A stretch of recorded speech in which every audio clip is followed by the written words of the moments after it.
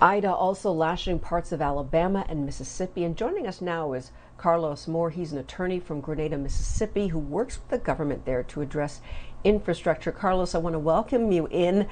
Just want to make sure that you are safe where you are and have you tell us what you've been dealing with. Yes, we are safe here in Grenada, Mississippi, which is 90 miles south of Memphis, Tennessee.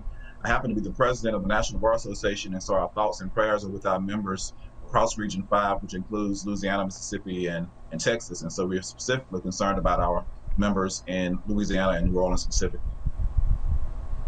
Absolutely. Are you And so, able to be in touch with anybody from those areas?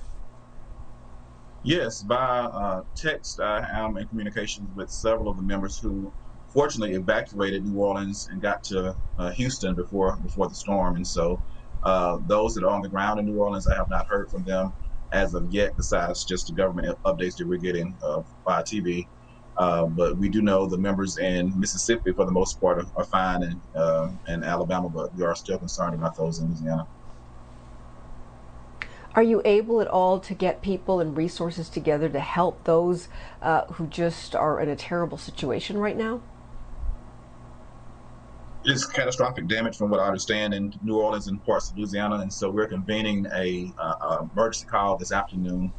We will have a Hurricane Ida disaster relief committee to immediately get relief on the grounds there in New Orleans and other parts of Louisiana as early as tomorrow. And so we appointed the co-chairs yesterday, and so we're ready, and we'll bring the full weight of the National Bar Association to assist our members and others that's been disadvantaged by this terrible storm. Yeah, when we hear about things like this, our hearts just go out to the people there. And this area in particular, not necessarily exactly where you are, but this region has really gone through so much. How are the people able to cope with these natural disasters time and time again and still get back on their feet? Do you expect that to happen again this time?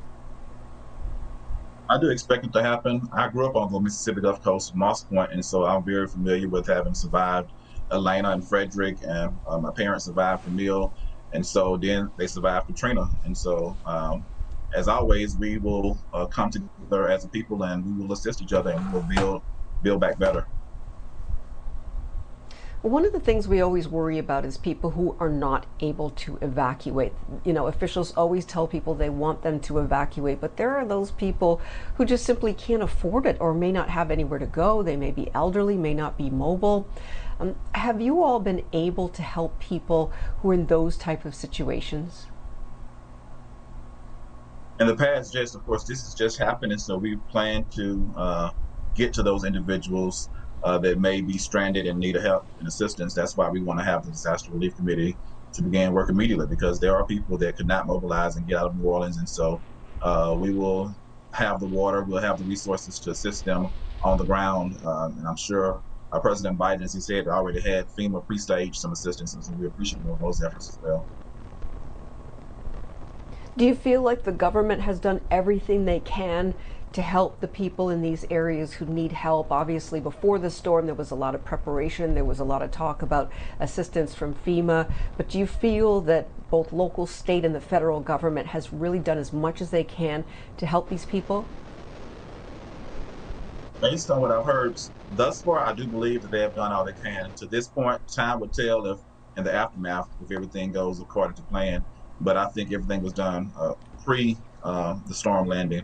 And I believe at this point, it's still too early to tell if everything will be done. So, Carlos, tell us a little bit again about exactly where you are in relation to where the worst part of the storm happened. All right, I am in Grenada, Mississippi, which is an hour and a half north of Jackson on I-55, and I'm about an hour and a half south of Memphis. And so we are in north central Mississippi. The worst part of the storm happened about 4.5 hours from me in New Orleans, Louisiana, and other parts. And so now tropical So storm how force does that? winds have reached Grenada. Go ahead. Yeah, no, that's exactly what I was going to ask you. Are you feeling the effects of that storm where you are? Some effects because of the wind gust. I no longer have power at my house, and so I'm speaking to you from my office, which is across the town, and we have power here at my office. But at my home, the power's already gone out. Are you prepared then for that power to stay off? Because that's one of the problems that we know so many people have is when these storms come through, even if you're not directly hit, the power may go out for a couple hours or a couple days, maybe even a week in some places. How is the situation where you are? Well, different folks prepare differently. Most of us prepared because we know that when it gets inland, there's still a chance the power goes off. So we prepared, stored up on the foods and the non-combustibles. We have a gas grill. We have the flashlights ready, and so we're prepared to survive. But we are just we mostly have the people in Louisiana in our thoughts and prayers. We're going to be fine here, but we want those that need the help the most to get it as soon as possible. So that's what we're prepared to do, assist those most in need.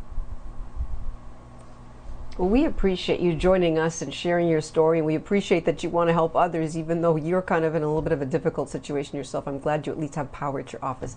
Thank you so much for joining us. We appreciate your time, and take care. Be safe.